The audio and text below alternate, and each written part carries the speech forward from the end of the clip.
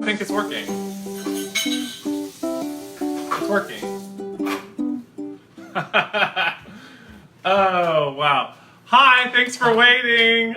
This is Christian and Drew. I'm Drew. Schmoe. We have that good old country internet. If you live out in the wood sticks, you know what I'm talking about, where a cloud goes overhead and you can't download anything. So we use our Wi-Fi. Anyway, that's boring. Welcome to the Schmoe Show, where we talk about Schmoe Farm, eggs, forest-raised pork, pastured production methods, our farm. Not your average farm. Definitely not your average average farmers. Because last time you heard No. anyone sing like that on the farm. Usually that's reserved for our chickens and our pigs. Yeah, usually, Yeah. but you're lucky. So, anyway, also grab your cocktail because it's cocktail hour and we are ready. Tonight we're featuring the New Orleans Gin Fizz. Ooh. Which we shook up and started drinking while we were trying to wait for our internet to work. So, cheers. This is egg whites, lime juice, lemon juice. We were fresh out of orange flower water, but it does have orange zest in it. Orange juice. Orange juice. Gin. Gin. And half and half. And half and half. Nothing like egg Oh my whites God. and milk on a 95-degree day. What could go wrong? Cheers. So anyway, thanks for waiting for us to get our internet together. I'm going to go ahead and plug this in now that we're not going to blow the speaker. Drew's going to be in and out literally right now. So what you can do for us right now is share this live event, because what we're going to do is we're going to talk about our pastured egg nutrition, and specifically the difference between a pastured egg and a commercially raised egg and why they're so different. And let me just grab this. And why, even though these eggs look the same, they're one store-bought, one is pasture-raised, they could not be more different. And we're going to go through that and also talk about the different kind of eggs you find in the store. And anyway, so we'll just go from there. Thank you. Thank you. By the way, in our cocktail is a pastured egg. We would never drink commercially raised egg raw. Ew, no thanks to rat turds and salmonella and E. coli. That's right, and you can't have an a real gin fizz without using egg white. The egg white shaken is what makes it fizzy. Gives it the light, velvety mouth feel. So our eggs, perfectly safe to use a raw egg white. It's all about how they're raised. Wouldn't do it with what you get from the grocery store. Yeah, for sure. Talk about Christmas in July. That makes me want eggnog. Yeah, like we'll for real. Yeah. Plus so anyway, New Orleans Gin Fizz. The Gin Fizz was created in 1888, and I had never had a good one. I'd heard of it, but I'd never actually had it like raw egg drink. Like, nah, I'll pass. Until we went to New Orleans. Elizabeth tells us, hi Elizabeth, that we're sideways. See how it's... Oh, we're sideways? Yeah. Oh, Lord. We'll turn it. Thanks, Elizabeth. It's weird. And it's stuck. Oh, weird. And it's stuck. Oh, there we go. Is that better? Is that better? Wow. We are bad It's the second millennials. Show, Did it work? Okay. yeah, I'm sure it did. Are we right side up now? I think so. Okay, good. Well, great. Okay, so back to these eggs. One is the kind you find in the store that's just a typical commercial raised egg, and then the other is the pasture raised eggs, which is what we do at Schmoe Farm. So thanks, Liz, for catching that. You are our social media rock star.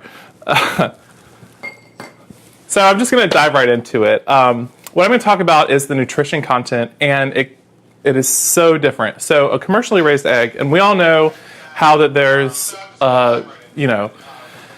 different ways of raising them, but the main thing is whether it's cage-free or free-range or typical commodity raised eggs, those are all in a category where the nutrition is basically the same because they're only getting the kind of nutrition that comes from their feed. Our chickens, and all of pasture-raised chickens, and that is any chicken that is raised with its feet on the grass, and not just for part of its life, but its whole life. A big mantra that we have in our kind of farming is "you are what you eat eats," and that goes for any kind of animal and any kind of production system. So I'm going to cite information from 3 different studies. Hey, Mary, the Cambridge University Press, Penn State University, and Mother Earth News. And those 3, I've combined the nutritional information, and we're going to post that in a few minutes so that you can fact check me, because I encourage scientific inquiry into the empirically correct things that I'm going to say. I hope I remember this correctly. So the vitamin A content in a pasture-raised egg is almost 75% more than a regular commodity egg. And vitamin A is super important for your skin, for all kinds of things. You can look that up, but it's huge. And I'm just going to talk about the essential nutrients, because there's a ton of other things that are super good for us from pastured eggs. Pastured eggs have more selenium, choline, biotin, which is good for your skin, iodine, phosphorus. The rest I can't really pronounce. But the point is that they're getting all that good chlorophyll and bugs and all kinds of things from what they're eating. And that's because they're foraging for grass and clover and all that. And you don't get that from a chicken that's raised in a cage its whole life. The next vitamin I want to talk about is vitamin E. And guess what? You get 3 times more vitamin E in a pasture-raised egg. That's crazy. You'd have to eat 3 times as many eggs to get the vitamin E. And vitamin E is also super good for your skin. I'm really going to the skin thing because we all are, as there's less ozone layers, there's more Anyway, folate. I didn't really know what folate was. It's folic acid, vitamin B9, and I was like, oh, I'm sure I get vitamin B9 in my multivitamin. I checked my multivitamin. I actually don't. I just get vitamin B6. So the point is, vitamin B9 is crucial for your red blood cells, healthy cell formation and growth. And that is super important for women who are preggers. So if you're preggers, eat pastured eggs. I'm not a doctor. I'm just telling you the results of these laboratory tests and the difference in these eggs. So anyway, folate. Who knew? That's a big deal, especially because, don't we get 300 million new cells in our body, and we mostly regenerate every minute, and then we mostly regenerate thanks, I need that. And we mostly regenerate over 7 years, most of our body parts are regenerated. So not all of it. Some take 15 years. But the point is, you are what you eat, and you are what you eat eats. So just follow that chain all the way down, and you'll see why we are so into this pastured production where you're literally just grass once removed. That's awesome. The next one, which is super cool, is the omega-3 fatty acids. There's 2.5 times more omega-3 fatty acids in a pasture-raised egg than your standard commercial factory-raised egg. And that is so significant because we see so many tests and articles about how eggs are bad for you, or they raise your cholesterol, or they give you a heart attack, and all this poop, and that is based upon testing from a factory-raised egg. I'm going to say CAFO, a CAFO-raised egg.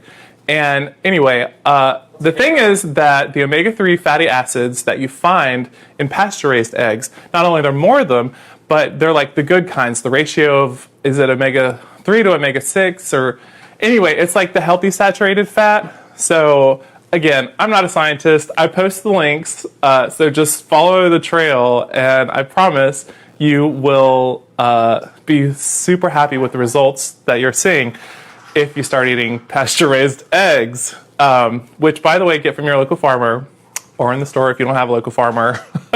If you're in a city, you will definitely have a farmer's market, so go there. Oh my God. Invest in your local economy.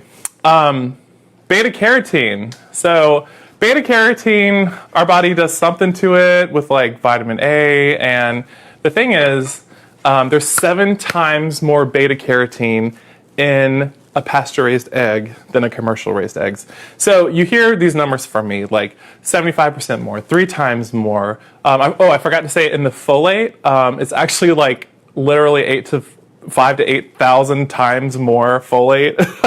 That's ridiculous.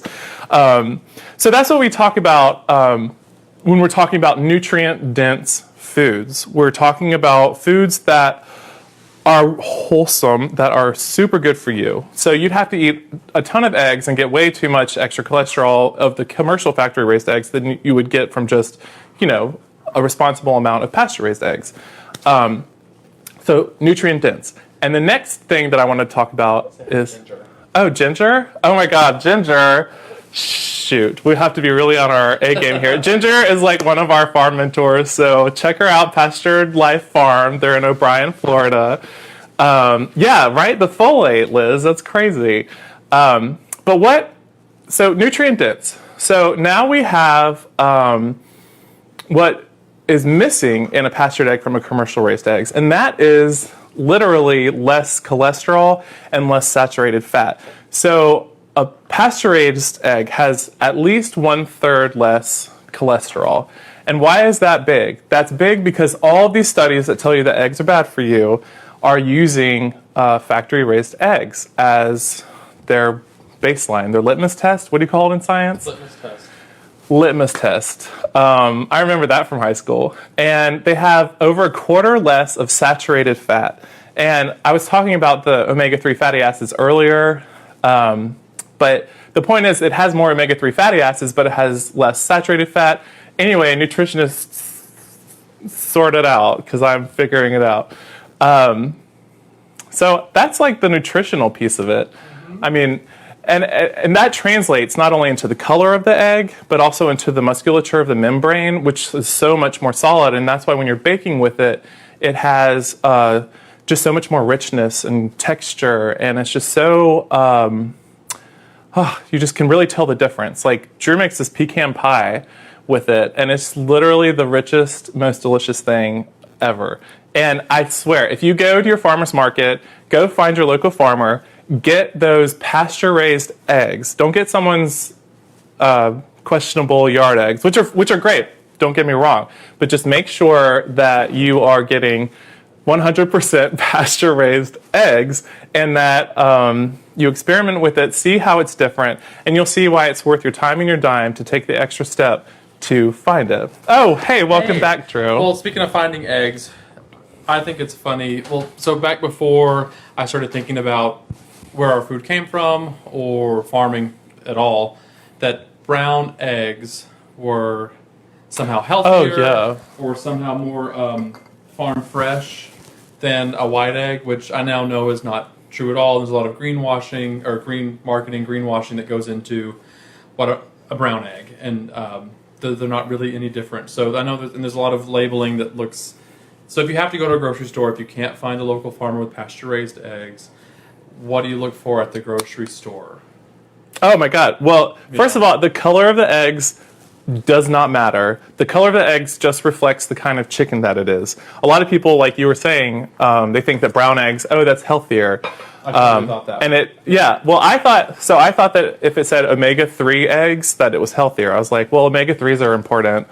And I was not correct, because they were just getting fed more of like the fatty acid stuff and just sitting in a cage and just like being happy, unhappy birds. So the point is, it's not the color of the shell. It's the contents within that are derived from the way that it's produced from the farmer that produces it. And that's why it's so important to know your farmer and to know where your food comes from, and to make sure that you get that right labeling. We were talking about labeling earlier, and you go to the grocery store and it kind of is overwhelming. Well, there's cage-free, there's vegetarian-fed. Oh, yeah. So what should you look for when you go there? You want to see pasture-raised, right? That's what you... Yeah, and pasture-raised, even that has different dichotomies between like pastured-centered, a cage-free could not really be cage-free. Oh, right? yeah. Well, we've all seen, right? Like we know that the cage chickens have horrible, cruel lives. That at this point, everyone understands that. Cage-free And we've all seen the horrible, horrifying videos of the cage-free because they're all squished together in a building and they can't even open their wings to flap them. And while they're not in a cage, they might as well be because they're so packed in. And you can just Google it. You will see horrible living situations of that. The vegetarian fed, same thing. If it says vegetarian fed, but it doesn't say pastured, you can be sure they were just raised in a cage, maybe cage free, and they will not have the access to pasture that they need to have. So again, animals on grass. That's how our food system works to create a healthier animal, which creates a healthier human being because we're eating a healthier animal. And it's a more humane production, it's better for the environment, and it helps contribute to a local economy. So, like certified humane, that's another label you could look out for because that does mean that they've had real access to pasture. oh yeah, Liz asked that, what is certified humane? Yeah. Well, honestly, I've seen different certifications, animal welfare approved, certified humane. You just have to make sure that the animals are on grass. So whether the box shows a picture of a happy hen or not, just go to the company that's selling it and just make sure that they're actually doing what they're advertising. And that's so huge to follow through with that because advertising, like Drew was saying earlier, with the greenwashing, is really bad. And it's very misleading to customers. Like I was saying, I used to buy the omega-3 plus eggs or whatever. They were negative to my health, to the environment, and to the life of the chicken. So, you know. Liz also asked, Liz is full of questions. Oh. What about a double yolk? Oh, double yolks are typically from pullets. They're young chickens that are still figuring out their bodies and their systems are still kind of working themselves. Yeah. Every now and then they'll release 2 eggs, 2 yolks. Yeah, 2 yolks in one. It just happens occasionally, very rarely once really they're get it done with established. chickens. Yeah, and that's the same thing. Like I don't know if you've ever had chickens. They probably laid little like fairy eggs, where it's just like a tiny little egg with no yolk in the middle, but it's just like a little white or a witch egg. Or you call it a witch egg? That's what they're also. Yeah. Oh, That too. Yeah. He's a witch, I'm a fairy. I don't know. That's just what it is. But yeah, that's a good question. So I know that it is tough in the store to know exactly what you're getting. Pasture raised. Pasture raised. But when all else fails, local farmer raising pasture raised. Well, that is tier 1. Best for you health. Get your local farmer, get that pasture raised. And by the way, most local farmers have a very strong social media presence. And that's why we're doing this right now, because it's very hard for us to compete with, the factory farming because we just simply don't have the resources to do it. We do it because we love what we do and we love the product that we get and we're healthier for it. And so are you when you buy from us. So I'm funneling it all into supporting your local farmer, which I know we all want to do. It is an extra step, but it's so important to do it. But if you're in the store and that's just where you are and you have to get eggs right now, pasture raised. There's no substitute. Oh, by the way, I totally forgot to mention, oh my God, you have a milk stash, that the Gin Fizz also has grass milk in it. It requires like a half ounce of 3 milk. ounces. Anyway, always get grass milk too. We're just going to throw that in there. We'll have another show. Hopefully we'll start it on time this time. There won't be a cloud overhead where we feature that. But anyway, I think that we've covered most of it. But anyway, so if you're in the area, we will be selling in Hey Hyra this Saturday from 9 to 12, and also in Thomasville from 10 to 2. Yeah, and Hey Hyra from 9 to 12. Head down to Hey Hyra. Hey Hyra happenings. Yeah. And Mary wants to know if Schmoe Farm ships. Well, typically we don't, because we do like, it sort of defeats the purpose of supporting your local, sustainable farm, fossil fuels, etc. Find local. But we'll make special deliveries next time we're in Arkansas. Yeah, and I totally understand. A lot of farms are switching to shipping. Even the Grail mother of Polyface Farm has switched to shipping, And that is because just people expect that kind of service now because of Amazon, right? And so you just want that